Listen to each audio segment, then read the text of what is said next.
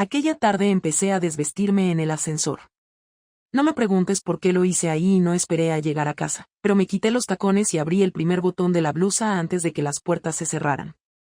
Jaime me había dejado en la esquina y ni siquiera nos habíamos besado, pero me ardía el cuerpo como si me hubieran encendido por dentro. Subí los 4 pisos con las manos temblorosas, el pulso acelerado, la culpa empujándome las costillas, pero también una adrenalina nueva, como si el mundo se estuviera cayendo a pedazos y yo estuviera aprendiendo a flotar entre los escombros. Cuando abrí la puerta, Víctor estaba en el salón, con la tele encendida y una cerveza medio caliente en la mano. Ni se giró para mirarme. Solo murmuró un ya ha cenado, sin levantar la vista. Le dije que sí, que habíamos salido a tomar algo después del trabajo, y me fui directa al baño a meter la cara en agua fría. Me miré al espejo y no me reconocí.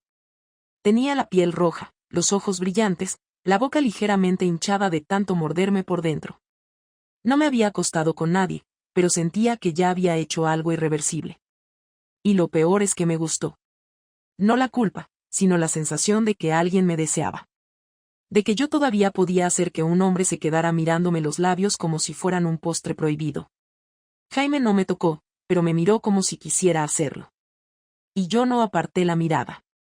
Llevábamos semanas jugando con esa tensión, hablando en voz baja en la oficina, buscando excusas para cruzarnos en los pasillos, quedándonos 5 minutos más en la cocina. Nada explícito, pero todo era una provocación. Un baile torpe entre 2 personas que sabían perfectamente a qué estaban jugando. El primer error no fue ese café ni esa cerveza después del trabajo. El primer error fue no pararlo cuando aún estaba a tiempo. Fue dejar que me enviara un mensaje un sábado por la mañana diciéndome que había soñado conmigo. Fue responderle. Fue empezar a pensar en él más de lo que pensaba en mi marido. Y cuando me di cuenta de que Jaime me conocía mejor que Víctor, ya era tarde. ¿Sabes qué es lo más jodido? Que no estaba buscando otra vida. No quería irme de casa ni dejarlo todo. Solo quería sentirme mujer otra vez. Sentirme vista. Víctor había dejado de tocarme como antes, de preguntarme cosas, de escucharme cuando hablaba. Estábamos juntos, pero él ya no estaba. Yo dormía a su lado, pero era como si durmiera sola. A veces, mientras él roncaba con la boca entreabierta, yo lo miraba en la oscuridad y me preguntaba si alguna vez había estado realmente enamorado de mí o solo se acostumbró a tenerme ahí. Una noche de jueves, después de una jornada horrible en la oficina, Jaime me propuso ir a cenar. No fue un café ni una caña. Fue una cena, con vino, velas, y esa tensión que ya ni fingíamos disimular. Me puso un vestido negro que tenía olvidado en el fondo del armario, uno que nunca me ponía porque me parecía demasiado atrevido para ir con Víctor. Jaime me miró al llegar y no dijo nada, pero lo vi en sus ojos. Comimos lento, hablamos de cosas íntimas, de miedos, de secretos, de heridas viejas. Y cuando salimos del restaurante, no volvimos cada uno a su casa. Fuimos a un hotel de esos discretos, sin recepción visible, con las cortinas ya echadas. Todo fue rápido y torpe al principio, como si estuviéramos robándole algo a alguien y no supiéramos cómo hacerlo sin hacer ruido. Pero en cuanto me quitó el vestido y me tocó la espalda con la yema de los dedos, sentí algo que no había sentido en años. No fue solo placer. Fue vértigo. Fue rabia. Fue tristeza. Fue todo lo que no había dicho en mi matrimonio convertido en deseo comprimido. Después del sexo, me quedé en silencio. Jaime me acariciaba el pelo sin hablar. No me preguntó si me arrepentía. Supongo que sabía que sí. Pero también sabía que no lo suficiente como para detenerme. Esa fue la primera vez. No la única. Durante los siguientes 3 meses, nos vimos 5 veces más. Siempre en hoteles diferentes, siempre con el mismo ritual, él proponía el lugar, yo ponía la excusa, y luego venía la culpa. Al principio pensaba en Víctor justo después de vestirme. Luego, empecé a pensar en él mientras Jaime me besaba. Y la última vez, ya ni me acordé de mi marido. Esa fue la señal. La señal de que había cruzado esa línea de la que ya no se vuelve. Y aún así, en casa todo seguía igual. Víctor seguía sin hacer preguntas. Seguía llegando tarde del trabajo, dejando la ropa tirada, preguntándome qué había para cenar sin siquiera mirarme a la cara. Lo curioso es que cuanto más me alejaba de él, más evidente se hacía que él ni siquiera lo notaba. Y eso me dolía más que la culpa. Porque yo estaba traicionándolo a lo grande y él no se daba cuenta. ¿Cómo puede doler tanto que no te descubran? Un día, después de volver de casa de Jaime, me quedé sentada en el coche más de una hora. No podía entrar. No sabía si era porque me sentía sucia o porque temía que ese día por fin me notara diferente. Pero cuando entré, solo me dijo has tardado y se fue al baño. Ahí supe que ya no le importaba. Y si no le importaba, ¿por qué iba a dejar de hacerlo? Todo se fue a la mierda un domingo por la mañana, y no porque le encontrara un mensaje en mi móvil o viera una foto comprometedora, sino por algo que jamás habría podido anticipar. Fue por un error estúpido, algo insignificante en apariencia, pero que abrió una grieta por la que se coló toda la verdad. Esa mañana estábamos desayunando juntos, cosa poco habitual, porque normalmente cada uno se levantaba cuando le daba la gana y se preparaba su café sin decir mucho. Pero ese domingo, por alguna razón, él estaba de buen humor. Se había levantado temprano, había bajado a por pan y churros, y hasta había puesto música en el salón. Yo llegué a la cocina en pijama, con el pelo revuelto y los ojos hinchados de no dormir bien, y ahí estaba él, preparando zumo como si fuéramos una pareja feliz de anuncio. Me senté en silencio, incómoda, como si no supiera dónde colocar los brazos, y él me sirvió un vaso sin mirarme a la cara, como siempre. ¿Qué hiciste anoche? Me preguntó de pronto, sin suavidad, sin disimulo, con ese tono que no dejaba espacio a mentiras. Yo me quedé helada. No porque hubiera hecho algo nuevo, sino porque no lo esperaba. No me lo preguntó con sospecha, sino con algo peor, con curiosidad. Como si quisiera confirmar algo que ya sabía. Le dije que había salido con Clara, que habíamos ido a cenar a un sitio nuevo en Chueca y luego a tomar algo. Ni me tembló la voz. Me había acostumbrado tanto a mentir que ya lo hacía como si dijera la hora. Él asintió, se tomó un sorbo del café y dijo algo que me dejó el estómago en los pies. ¿Sabes qué es curioso? Que Clara me escribió ayer por la tarde. Me mandó una nota de voz. Estaba en la sierra con su novio.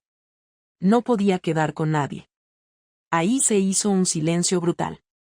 No dije nada, no porque no supiera qué decir, sino porque sabía que cualquier cosa que dijera ya no tenía sentido. Me quedé quieta, con el vaso en la mano, la mirada fija en la tostadora, deseando que algo explotara para sacarme de ahí. Él no gritó, no me insultó, no se levantó de la silla. Solo me miró. Por primera vez en semanas, me miró directamente a los ojos. Y en ese momento entendí que lo sabía todo, o al menos lo suficiente. Había encajado las piezas. Las llegadas tarde, las excusas mal hechas, los silencios raros, las duchas largas, la ropa interior nueva que yo nunca usaba con él. ¿Cuánto tiempo? Preguntó. Ni un atisbo de emoción en su voz, ni una grieta en la expresión. No sé, respondí, y fue la única verdad que dije ese día. ¿Lo conoces del trabajo? Asentí. ¿Te acuestas con él? No dije nada. No hacía falta. La respuesta estaba en mi cara, en mis manos que no sabían dónde apoyarse, en la forma en la que parpadeaba demasiado. Lo más desgarrador no fue lo que me dijo después, sino cómo lo dijo. ¿Y entonces yo qué pinto aquí? ¿Qué soy, tu compañero de piso? ¿Tu chofer? ¿Tu proveedor de facturas? Intenté hablar, pero no me salía la voz. Me ardía la garganta como si tuviera piedras clavadas. Quería decirle que no era así, que no lo había planeado, que todo se me había ido de las manos, que solo quería sentirme viva, pero él no me iba a escuchar. Se levantó, fue hasta el pasillo, volvió con su chaqueta y dijo: No voy a montarte una escena. No voy a destrozar la cocina ni a gritar como un animal. Pero te aviso, esto va a tener consecuencias. Y no te van a gustar. Se fue. Así, sin más. No preguntó nombres, no quiso saber detalles. No le interesaba cuántas veces ni dónde. Solo se marchó. Me quedé sola, con el café frío, los churros tiesos, la música absurda sonando de fondo, y un sudor frío bajándome por la espalda. No lloré. No sentía pena en ese momento. Sentía terror. No por él, sino por lo que había abierto. Porque conocía a Víctor, y cuando se callaba, era peor. No era un hombre de impulsos, era de los que cocinan su rabia en silencio y luego actúan con precisión quirúrgica. Las siguientes horas fueron una tortura. Le escribí 3 veces. Nada. Le llamé 2. Apagado. Me metí en la ducha sin saber por qué, me cambié de ropa 3 veces como si eso fuera a cambiar algo. Llamé a Clara para explicarle lo que había pasado y pedirle perdón por usarla de coartada. Ella solo dijo: «Tía, estás jodida». Y tenía razón. No supe dónde había dormido. No volvió esa noche, ni la siguiente. Me dejaba mensajes cortos para decir que estaba bien, pero no me decía dónde. No era su estilo dejarme en la oscuridad, así que entendí que lo hacía con intención. Quería que me carcomiera la ansiedad, que me imaginara lo peor. Y lo logró. Empecé a pensar que estaba hablando con un abogado, que se estaba reuniendo con alguien, que estaba preparando algo en silencio. Me sentía vigilada incluso dentro de casa. Miraba por la mirilla, cerraba bien la puerta, apagaba el móvil durante horas. Sentía que el castigo no era inmediato porque iba a ser calculado.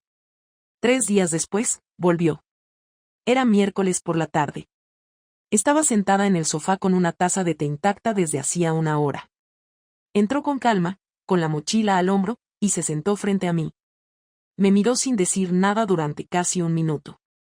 «Ya sé quién es», dijo por fin. «Jaime, ¿verdad?» No reaccioné. «No preguntó», afirmó. «No te preocupes. No voy a hablar con él. Ya tengo bastante con lo que hay aquí dentro». Hizo una pausa y respiró hondo, como si le doliera el pecho. «He estado en casa de mi hermana. Hablando con ella. Y también con un abogado. Porque si crees que esto se va a quedar en una discusión de pareja, estás muy equivocada». Ahí fue cuando lo vi claro. Había tomado una decisión. Iba a vengarse, pero no como lo haría otro. No con insultos ni venganza emocional. Lo iba a hacer con algo más frío, más certero. Me levanté y fui hacia él. Intenté agarrarle la mano, hablarle, explicarle, pero me apartó sin violencia, solo con firmeza. «Te escucho mañana. Ahora no tengo nada más que decirte». Se fue a la habitación y cerró la puerta con seguro. Y por primera vez desde que todo esto empezó, me eché a llorar como una cría. No dormí en toda la noche. Escuchaba cada ruido de la casa, los pasos en el pasillo, el sonido del agua del grifo, la puerta del dormitorio abriéndose y cerrándose. Víctor no habló conmigo en ningún momento.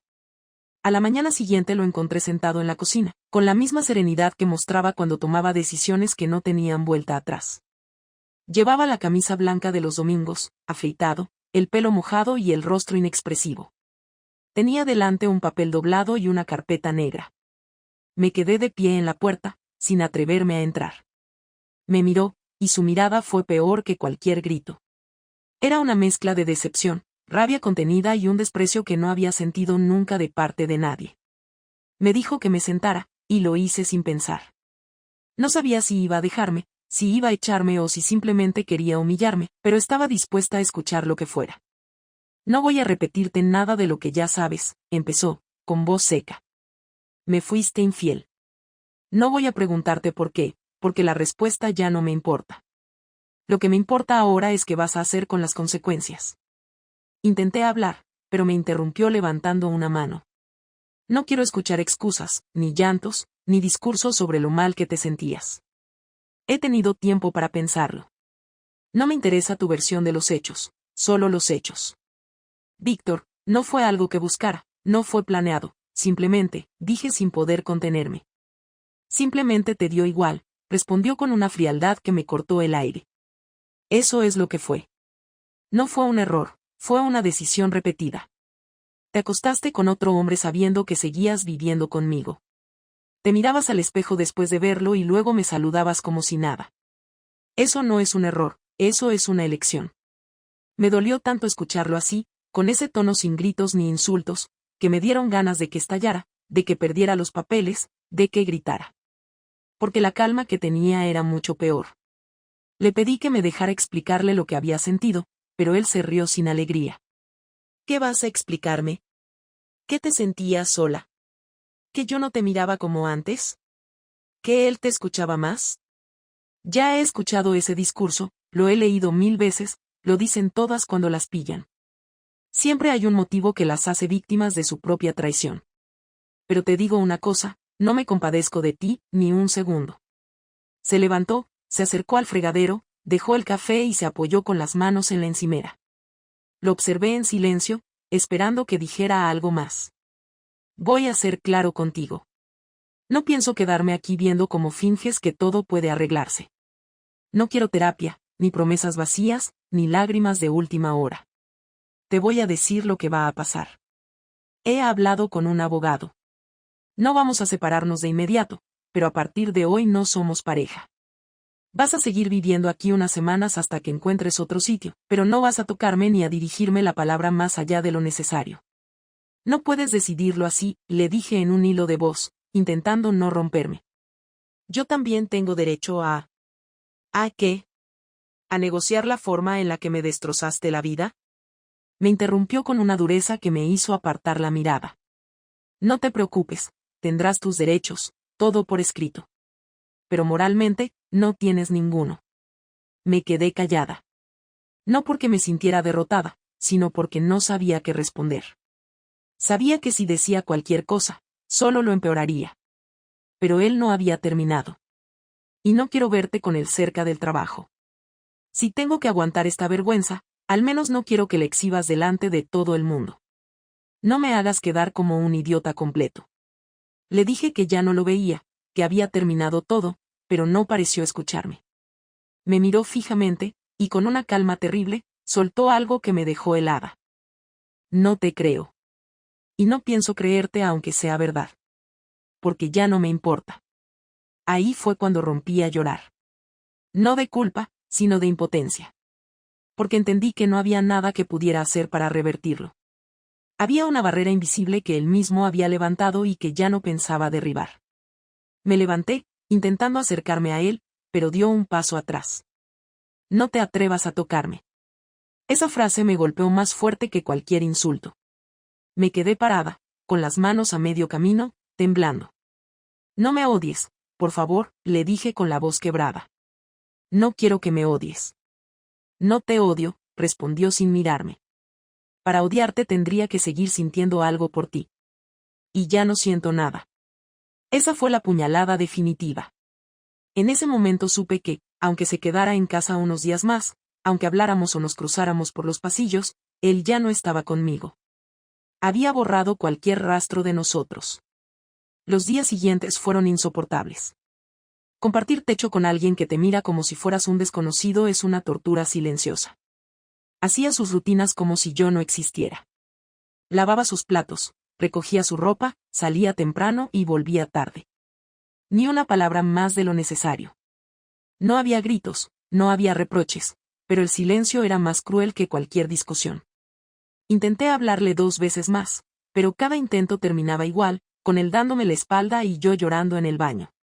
Una noche, después de 5 días sin dirigirnos la palabra, toqué su puerta. Me abrió, con la misma expresión impasible de siempre. Necesito que me escuches, le dije con voz firme. No quiero justificarme, pero no puedo seguir viviendo contigo así, fingiendo que somos extraños. No estamos fingiendo, respondió. Somos extraños. No puedes tratarme como si no existiera, dije conteniendo el llanto. Me equivoqué, sí, pero sigo siendo la misma persona. No, no lo eres, respondió sin dudar. La persona que conocí no habría hecho esto. Y si lo hizo, entonces nunca existió. Sentí un nudo en la garganta tan fuerte que apenas podía respirar. Víctor, por favor. Solo dime si hay alguna posibilidad de arreglarlo. No lo sé, contestó después de una pausa larga. Pero si la hay, no depende de ti. Cerró la puerta despacio.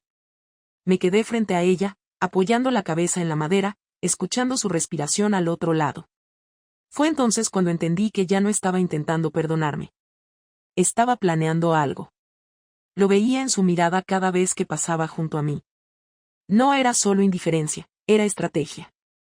Había algo detrás de ese silencio, algo que todavía no mostraba. Y lo peor es que, pese a todo, una parte de mí quería que hiciera algo, que reaccionara, que me enfrentara de verdad. Cualquier cosa era mejor que esa calma. El sábado siguiente se levantó temprano y salió sin decir a dónde iba. Estuvo fuera todo el día. Volvió tarde, con una expresión satisfecha. No pregunté. Me limité a observarlo desde la mesa del salón, sabiendo que algo se estaba moviendo detrás de su silencio. Al acostarme, escuché cómo hablaba por teléfono en la habitación contigua, con voz baja, contenida, usando ese tono que usaba cuando estaba cerrando algo importante. No alcancé a oír nombres, solo palabras sueltas: mañana, entregar, documentación, ella no lo sabe aún. No dormí esa noche. Pasé las horas mirando al techo, sintiendo cómo se me helaban las manos. No sabía qué estaba tramando, pero sí sabía que cuando lo descubriera, ya no habría vuelta atrás. Víctor no hizo ruido. No necesitó gritos ni escenas. Actuó con una eficacia que me dejó sin aliento y sin opciones. Aquella mañana entró con una carpeta bajo el brazo, dejó todo sobre la mesa y me miró como si fuera un trámite. No hubo reproches teatrales ni llamadas a familiares para escenificar el drama, hubo documentos, fechas y condiciones concretas. Me pidió que me sentara y me explicó que había hablado con un abogado y que, para evitar un escándalo y proteger lo que quedara de nuestros bienes, había preparado un acuerdo que tenía que firmarse esa misma mañana. No me ofreció la posibilidad de negociar emocionalmente, solo me presentó cláusulas, plazos y la exigencia de que aceptara unas condiciones que, en la práctica, significaban el fin inmediato de la convivencia tal y como la conocíamos. Intenté negociar, jurarle que no volvería a ver a Jaime, prometer cualquier cosa que creyera que podría retenerlo, pero sus respuestas fueron medidas y frías, y yo parecía estar hablando con alguien que ya había hecho duelo. El rumor, sin embargo, fue inevitable. Al tercer día, mis compañeros de trabajo ya se habían enterado lo suficiente como para que algunos me miraran con distancia y otros con curiosidad punzante. Nadie hacía un escándalo, pero las miradas se clavaban y los mensajes privados traían silencios y preguntas veladas. Al entrar a la oficina me sentí convertida en el personaje de un juicio verbal sin abogado defensor. Algunas compañeras que sospechaban me evitaban y otras me hablaban con una dulzura hipócrita que me ponía la piel de gallina. Su estrategia había logrado algo más que cerrar la puerta de nuestra casa. Había colocado barreras entre yo y mi entorno cotidiano y había hecho que mi día a día se volviera incómodo y vigilado por la curiosidad de terceros. La estrategia de Víctor no se limitó a la casa y a la logística, fue más sutil y eficaz. Puso en marcha medidas que, a primera vista, parecían razonables: bloqueos de tarjetas, cambios de titularidad y avisos a la comunidad de vecinos alegando motivos personales para justificar movimientos, pero detrás de cada trámite había la voluntad clara de aislarme. No podía usar la tarjeta conjunta y la correspondencia se demoraba hasta que presentaba la nueva dirección en persona. Varios servicios requerían mi presencia física y justificantes, y cada trámite se transformó en una prueba de que me veía obligada a recomponer mi vida desde la práctica más elemental. Intenté mantener la cabeza fría y organizar la documentación necesaria, pero cada pequeño trámite me recordaba que había perdido comodidades y privilegios que antes daba por supuestos.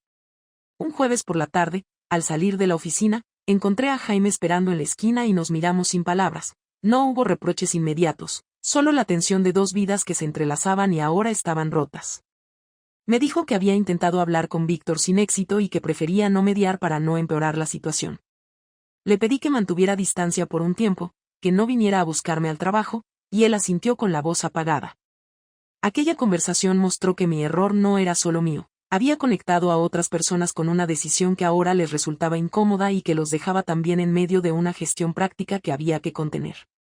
Recuerdo un episodio que lo dejó todo claro. Una vecina del portal, a la que solo veía de pasada, me abordó con una carta en la mano y me dijo, en voz casi neutra, que el administrador había remitido avisos por cambios en la situación contractual y que esperaba que todo se resolviera con discreción. En ese momento sentí que la acción administrativa de Víctor había alcanzado incluso lo cotidiano y que la privacidad había sido troceada en comunicados formales.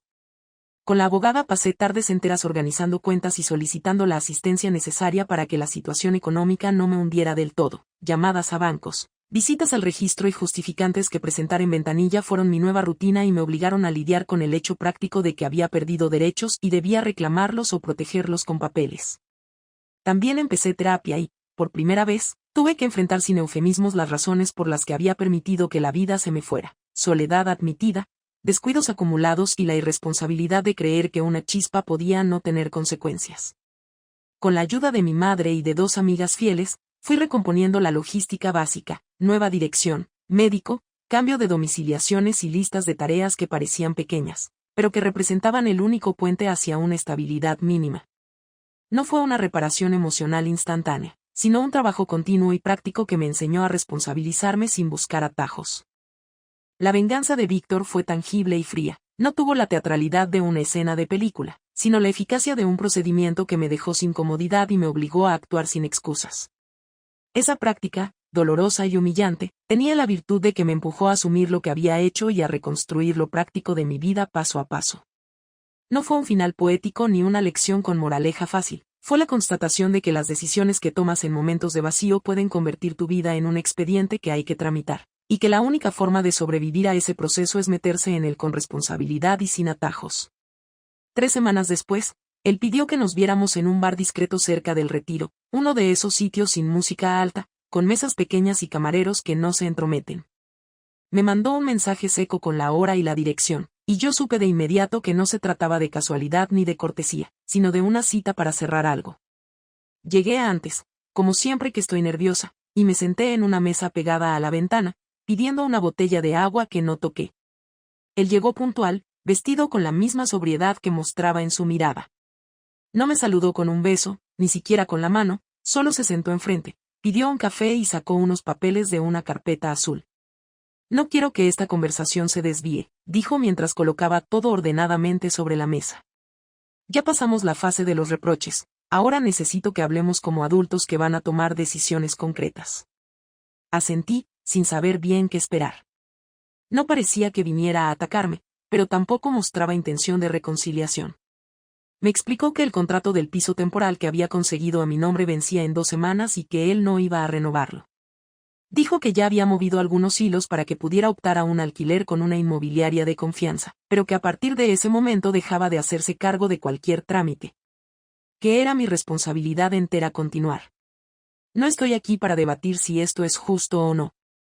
Estoy aquí porque creo que necesitamos cerrar este capítulo de forma ordenada, añadió sin rodeos. Quiero saber qué vas a hacer con el piso, con los papeles del divorcio, con tus cuentas. Quiero saber si tienes alguna intención de arreglar lo que puedas o si vas a seguir esperando a que las cosas se desmoronen solas. Me tomé un segundo antes de responder, porque no quería derrumbarme frente a él otra vez. Le dije que había encontrado otro piso pequeño en Vallehermoso y que pensaba mudarme allí cuando pudiera, que ya tenía cita con la notaría y que mi abogada estaba revisando las condiciones del acuerdo de separación. Le dije que no quería seguir arrastrando una situación insostenible, pero que necesitaba entender que parte de nosotros podía ser salvada. Ahí fue cuando bajó la mirada. No creo que quede algo que salvar, dijo, sin levantar la voz. Lo que tuvimos dejó de existir el día que cruzaste la línea. Y no fue solo la infidelidad, fue todo el proceso. Las mentiras, la forma en que me lo ocultaste, el descaro de mantener una vida paralela sin detenerte a mirar si yo lo notaba o no. Me convertiste en un espectador involuntario de una obra que no elegí ver. Intenté interrumpir, decirle que no había querido hacerle daño de esa manera, que todo se me fue de las manos. Pero él me cortó. Lo peor no fue que me engañaras. Lo peor fue que nunca te detuviste. Que incluso después de darte cuenta, seguiste. Que tuviste oportunidades de frenar y no las tomaste. Eso no es un error. Es una cadena de decisiones conscientes. Lo sé, dije sin excusas. Lo sé y me lo repito cada día. Hubo una pausa larga. Miró por la ventana durante varios segundos, como si necesitara buscar otra voz más allá de la suya para continuar. He pensado mucho en lo que significaba todo esto para mí. Al principio sentía rabia, luego tristeza, luego vacío. Pero ahora, lo que siento es otra cosa. Es distancia. Te convertiste en alguien que no reconozco. Y yo también cambié.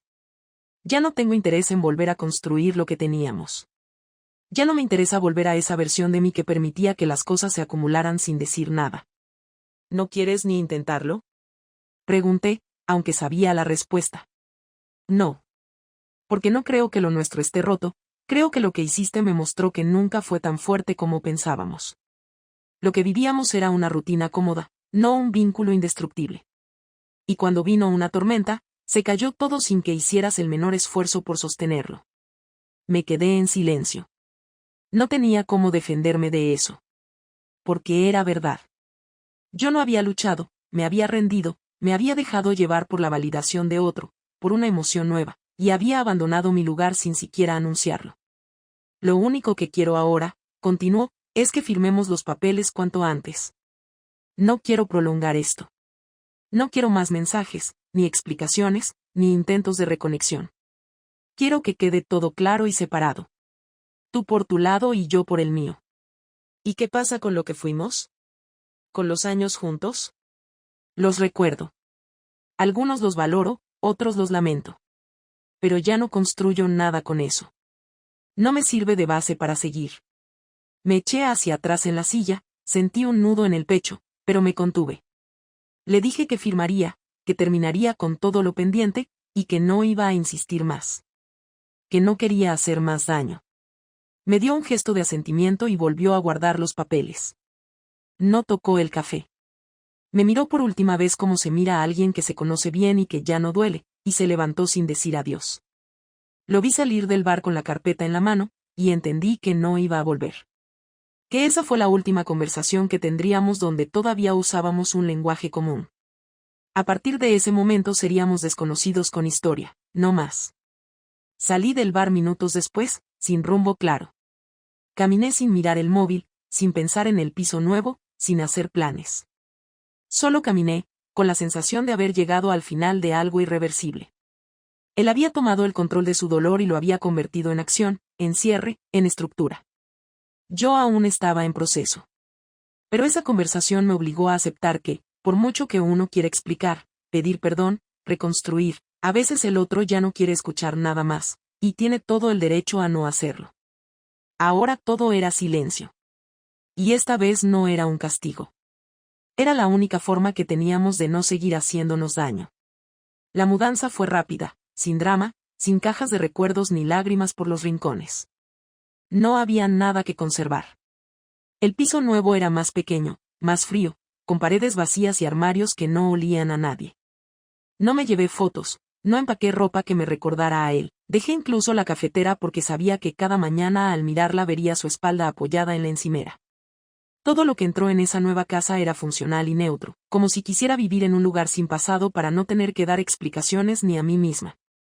Firmé los papeles del divorcio una mañana de lunes, sin ceremonia ni frases emocionales, solo pasé página con un bolígrafo azul en una notaría del centro mientras la abogada me leía artículos legales que no escuchaba.